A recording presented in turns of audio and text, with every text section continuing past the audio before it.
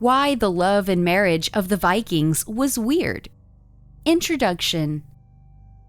The popular image of Vikings is that of tough, bearded men in horned helmets sailing around in long ships, pillaging and plundering. But there was more to Viking society than that. In fact, when it came to love and marriage, the Vikings were pretty weird. In this video, we'll explore some of the strange aspects of Viking love and marriage, from polygamy and divorce to the role of women and even human sacrifice. So watch the video until the end. Don't forget to give it a thumbs up and subscribe. It's important to understand that the Viking Age was a time of war and conflict. A marriage between two people was not necessarily an equal partnership. It was a political alliance between families. The man had control over his wife and could decide what she did or didn't do, including whether or not she would accompany him on raids, which were often dangerous tasks made even more so by the lack of modern medical care available at this time in history. The dowry given to the bride's family was usually land or goods that they could sell off in order to survive while they waited for their husband to return from his travels with enough coinage left over after paying taxes, which weren't required until around 1050 AD. In this way, both sides benefited. If there were no babies born out of wedlock, then nobody would have any claim on anything either parent owned. Meanwhile, if someone did get pregnant, then all parties involved would be able or forced to provide for them as well. Marriages were arranged by the parents, who often had a lot to lose if the match didn't work out. The marriage contract was a legal document that contained all of the rules and responsibilities involved in being married. There were no divorce laws back then, so if one spouse died or left home, it wasn't uncommon for them to be married again immediately. This was known as paying off their old debt with new ones. As you might expect, this meant that if your spouse died before you did and they left behind children from previous marriages, then those kids would inherit everything from their father or mother or whoever. If your wife outlives you, she'll get everything too. Vikings were not known for their love of peace and quiet. They were a warlike people who enjoyed fighting, drinking, and having intimate with women. Viking men loved to drink and fight with each other in front of women who had no idea what they were doing or why they did it.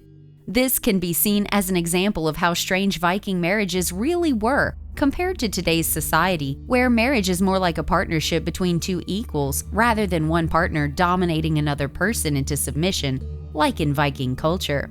Viking women were not allowed to go on raids, hunt, or go to war. They also couldn't join the army or fight in battles. This is because Vikings thought that their wives would become pregnant if they went on a raid and had children when they got back home. So they didn't want them getting hurt in battle. They also believed if you had been with an enemy tribe before, then your body would be filled with bad spirits who would make it harder for you at home. I think this was called war fever. One of the biggest differences between Viking and modern society is how children were raised. In a lot of ways, it was even more different than what we have today. While there was no such thing as a babysitter, parents did not often leave their children at home alone until they were old enough to ride their own horse or walk down the street without fear for their safety, which would be about age 10. Instead, most children grew up in a community with other kids who had similar ages and interests as themselves. And this meant that everyone knew each other's business. For example, if you were born into an aristocratic family who lived on an estate next door to another aristocratic family with whom you shared many activities throughout your childhood together, like playing sports, then everyone would know that one day when they became adults, they'd want someone else's spouse, because these two families had been close friends since birth. In the Viking world, marriage was a big deal.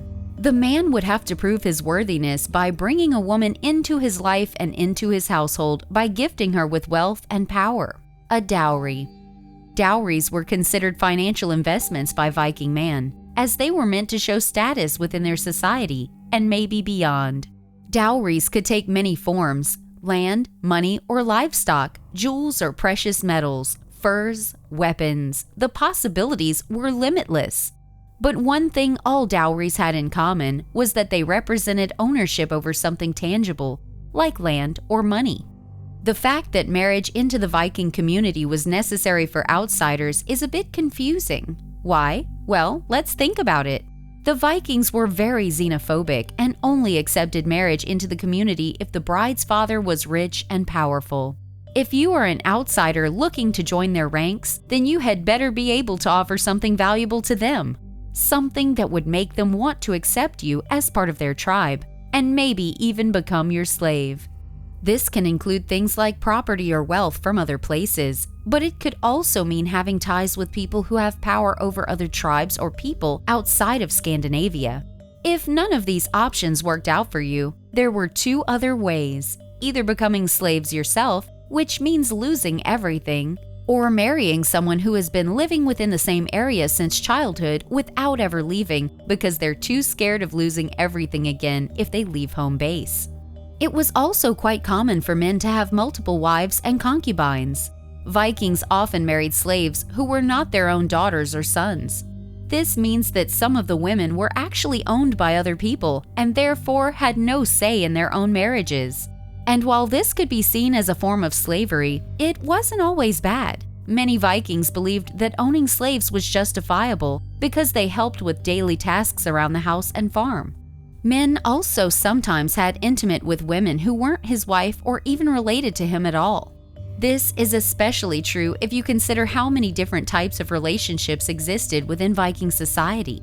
Formal marriage ceremonies with dowries set up beforehand, informal arrangements between close friends, relationships formed by a chance encounter down at market stalls where men would meet attractive young girls, temporary liaisons between ships, crews, even marriages arranged by kings themselves based on political alliances between clans or kingdoms.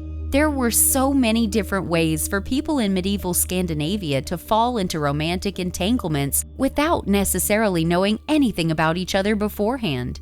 Vikings were less likely to get divorced than other cultures, but their marriages were still not perfect. In fact, the divorce rate was higher than it is today. The reasons why they didn't divorce may be similar to those we see today. Men are more likely to get divorced than women. In Viking times, men had more power over their wives and could force them out of the house if they wanted to leave or even kill them. As a result of this powerful position in society and being able to control the family wealth, many men chose not to marry at all. They didn't even consider it as an option. This meant that only about 1/3 of all Viking couples would get divorced after marriage. Poor people tended to not only be less happy together, but also more often split up because they weren't able to afford lawyers or judges who could help them resolve disputes peacefully before things got nasty enough that divorces became necessary. Unmarried people tended to not only be less happy together, but also more often split up because they weren't able to afford lawyers or judges who could help them resolve disputes peacefully before things got nasty enough that divorces became necessary. The poorer you are legally speaking, which means having limited access to resources like food storage space, the chances are good that your marriage will end up failing due to lack of money needed for survival purposes during hard times, such as when there's no food available at all. If you were a Viking, your children were not only a good investment in terms of their future labor, protection, and income potential, but also as security. Your wife would have been able to claim custody of them at any time should she need to flee her abusive husband or protect herself from harm. Children were also seen as an extension of family wealth and power. The most powerful men among the Vikings had many wives with different ethnic backgrounds that they could use as leverage against each other or just plain fight over. This created an environment where childbearing was important for both male and female Vikings alike with regard to maintaining status within society. If someone got married late, then they wouldn't have enough children by the time they died, so their sons would inherit everything instead. In conclusion, the love and marriage of the Vikings were quite different from our own. While our modern concept of love is built around the idea of finding our soulmate and spending our lives together, the Vikings saw marriage as more of a business transaction. This difference in perspective likely contributed to the high divorce rate among the Vikings. However, we can still learn from their example of dedication to family and friends. We hope you found this video interesting and informative.